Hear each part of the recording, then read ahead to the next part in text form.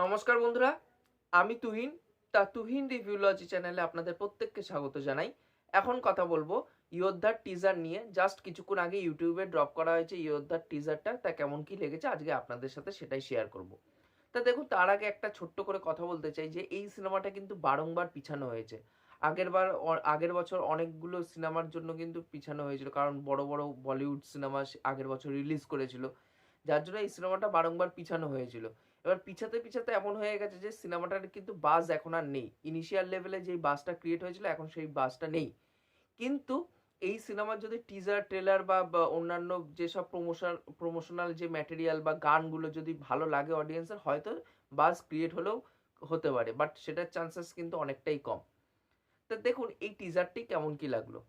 তাই সত্যি কথা বলতে গেলে আমার এই টিজারটি খুব সুন্দর লেগেছে। তার টিজার দেখে গল্পটা যা বুঝতে পারলাম যে এরকম হতে পারে গল্পটা, যে একটা প্লেন হাইজ্যাক হচ্ছে এবং প্লেন হাইজ্যাকের পরে দায়িত্ব পড়ছে যে সিদ্ধার্থ মালহোত্রার ঘাড়ে। সে একজন স্পেশাল অফিসার, তার ঘাড়ে দায়িত্ব আছে যে এই যারা হস্টেজেস আছে তাদেরকে এখান থেকে রেস্কিউ করে বাইরে নিয়ে যেতে হবে, এবং এই যারা জঙ্গিরা আছে এদেরকে ধরতে পারবে কি পারবে না এটা নিয়েই হয়তো পুরো সিনেমাটা তৈরি হয়েছে। তা দেখুন, এখানটায় কিন্তু টিজারের মধ্যে অ্যাকশনগুলো কিন্তু যথেষ্ট ইমপ্রেসিভ লাগছে, খুব সুন্দর লাগছে এখানটায়। অ্যাকশনগুলো খুবই ফাস্ট কাটের মাধ্যমে কিন্তু এই অ্যাকশনগুলোকে দেখানো হয়েছে, এবং 1 মিনিটের মধ্যে পুরো কম্প্যাক্ট একটা টিজার তৈরি করা হয়েছে, যার জন্য প্রত্যেকটা সিন কিন্তু খুব ফাস্ট ফাস্ট বেরিয়ে যাচ্ছে, এবং এডিটটাও কিন্তু খুব সুন্দর হয়েছে।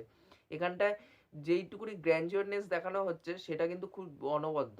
কিন্তু এখানটায় একটা মেন সমস্যা হচ্ছে যে সিদ্ধার্থ মালহোত্রার সিনেমা শেরশাহ, সেটা কিন্তু বক্স অফিসে ভালোভাবে ওয়ার্ক করেছিল, বাট তারপরে রিলিজ করেছিল হচ্ছে থ্যাংক গড।